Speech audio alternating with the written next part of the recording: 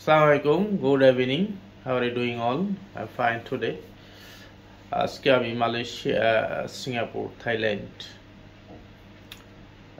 Hong Kong, China এবং মালদ্বীপ, শ্রীলঙ্কা এই দেশগুলোর ভিজিট বিষয় নিয়ে কিছু কথা বলবো।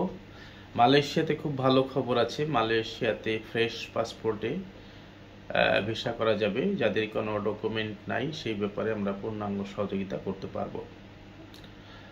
তো আরেকটি ব্যবস্থা আছে, মালয়েশিয়া যদি কেউ ভয় পায় সেক্ষেত্রে সে মালয়েশিয়া পৌঁছে গিয়েও আমাদেরকে পেমেন্ট দিতে পারে বা পারবে। সেই ব্যাপারে আমাদের অফিসে এসে বিস্তারিত আলোচনা করলে আমরা তাকে বিস্তারিতভাবে তার সাথে কথা বলবো।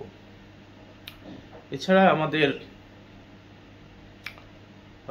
সিঙ্গাপুর, থাইল্যান্ড, চায়না, হংকং, মালদ্বীপ, শ্রীলঙ্কার ভিজিট ভিসা আমরা করছি। আমাদের নভেম্বরের শেষের দিকে মালদ্বীপ এবং শ্রীলঙ্কাতে একটা প্যাকেজ ট্যুর আছে। আপনারা চাইলে আমাদের প্যাকেজ ট্যুরে অংশ নিতে পারেন।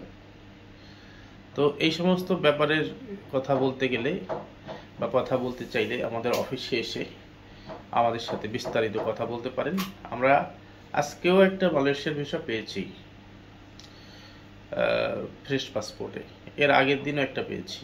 আমাদের প্রতিদিন এক দুইটা ভিসা এরকম হচ্ছে এখন ইনশাল্লাহ।